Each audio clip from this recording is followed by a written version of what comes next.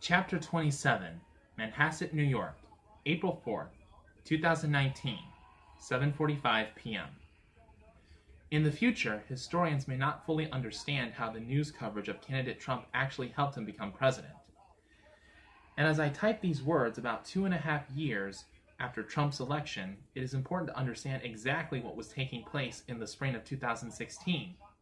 As Donald Trump does a victory lap across the country, celebrating his long, hard-fought Republican primary win, the nation's media chieftains are not happy. On May 26, as Trump passes the 1,237 pledged delegates he needs to secure the nomination, there is little joy in the nation's newsrooms because candidate Trump is the antithesis of Barack Obama, whom the press basically adored. From the beginning of the campaign, the newspaper industry has loathed Donald Trump, generally cheap-shotting him whenever possible. In fact, in the run-up to the presidential vote, more than 240 editorial boards will endorse Hillary Clinton. Just 20 dailies and 6 weekly periodicals will suggest that their readers support candidate Trump. Some of that lopsided Hillary boosterism is because of Trump's personal style. It is clear he has little affection for newspapers, preferring the action of TV news. He certainly doesn't court editors, who very much enjoy having their wisdom appreciated. The American newspaper industry is dying and not nearly as relevant as it once was. Weekly magazines such as Time and Newsweek are also on the financial rocks, along with political magazines such as the Weekly Standard, which will fold in December 2018. Donald Trump likes being on the covers of magazines but rarely takes a peek inside them. Television is another story. In the beginning of the campaign, as we stated, TV news executives basically loved Trump because he brought in viewers and supplied endless narratives. But as it became clear that he was becoming a political force, attitudes began to change. What most Americans don't realize is that 90% of the national news flow on television is controlled by just 6 corporations. And those corporations all have entertainment subdivisions that are extremely liberal. Thus, the CEOs of the media companies are usually sympathetic to the left because they have to deal with Hollywood, which is, you guessed it, liberal to the core. A conservative executive would not be well received in the salons of Beverly Hills. Broadcast executives usually hire personnel who think the way they do. According to data published by the firm Political.Law, less than 10% of working journalists in the United States today are registered Republicans. So what to do? Making money still trumps, pun intended, ideology in TV news. But not by much. Disney, Comcast, CBS, Fox, Time Warner, and Tribune all want as much profit as they can squeeze. However, the movie and TV show people generally hate Donald Trump and loudly express that revulsion. Some Fox Entertainment employees even threatened to quit their jobs to protest the Fox News channel, perceived to be the only network favorable to Donald Trump. There was fear and loathing all over the place in the media, solely caused by candidate Trump, who, to the horror of the left, had actually criticized Mexicans and Muslims. I've borrowed the fear and loathing description from the late Hunter S. Thompson, whom I quoted earlier. Here's another gem from him, printed in the San Francisco Examiner in 1985. The TV business is uglier than most things. It is normally perceived as some kind of cruel money trench through the heart of the journalism industry, a big plastic hallway where thieves and pimps run free and good men die like dogs for no good reason. It didn't take long for the TV moguls to figure out how to exploit Donald Trump in a different way. The 2 left-wing cable news outfits, CNN and MSNBC, launched an unprecedented hate Trump campaign across the board, believing that their liberal viewers would watch such a thing religiously. For example, Donald Trump was once treated nicely by the Morning Joe program on MSNBC, but relatively quickly, that show turned into a daily bash Trump fiesta. All the other MSNBC programs followed. Candidate Trump actually thought CNN chief Jeff Zucker was his friend because Zucker once oversaw The Apprentice on NBC. Candidate Trump was wrong.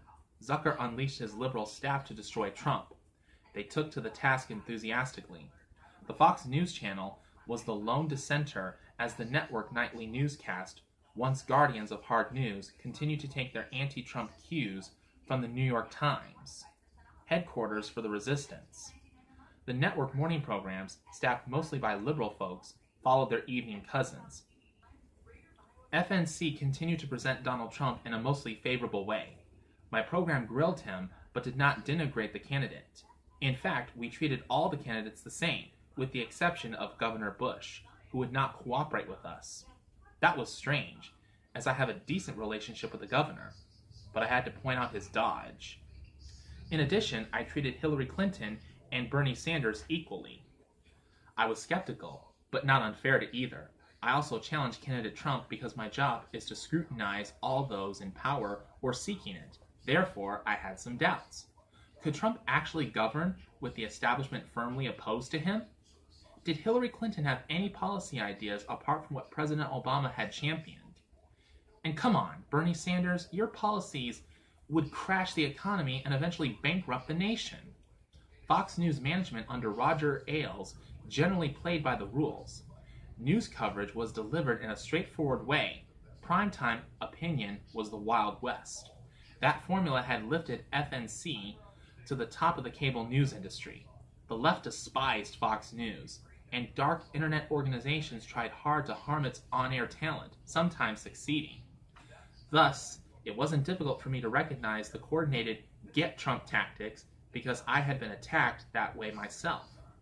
On the other side, the Trump campaign was often annoyed with me because I would not put its surrogates on my broadcast.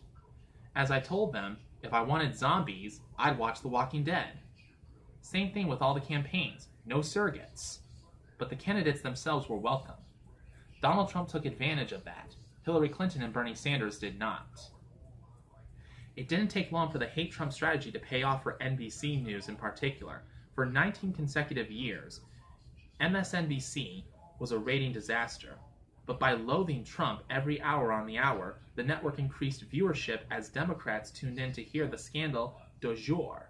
CNN was not as successful on the hate Trump front. Yes, it tried, but it was no match for the NBC bloodbath. Simply put, Wolf Blitzer could not sneer as well as Lawrence O'Donnell. Fox News did fine with campaign reporting and analysis. The O'Reilly factor dominated the cable news ratings. I like to think it was our tough, clear political coverage coupled with my charm and charisma. You may see it differently. Donald Trump was somewhat surprised that the press was turning on him. He had always been able to negotiate good deals with the media. But the country was changing, and largely because of Trump's flamboyance, hammering him had become very profitable. The outfit Political.law summed it up succinctly. The liberal media perpetuate political bias so forcefully and unrelentingly, it's gone from subtle background noise to the entirety of their narrative. Is it any wonder Americans have record-high distrust for the mainstream media? And, as we will see, that distrust actually saved Donald Trump from defeat at the hands of Hillary Clinton, whom the press really didn't have much use for, generally speaking. But she was far more acceptable than Trump. So it is that as June 2016 approached and the hate Trump strategy kicked in, the media had the best of both worlds. Big money ads were being sold, and Donald Trump was being marginalized in the process. What could go wrong? The election in 5 months would not even be close. Hill will chill. Trump will go down. Wait and see. Really? Wrong.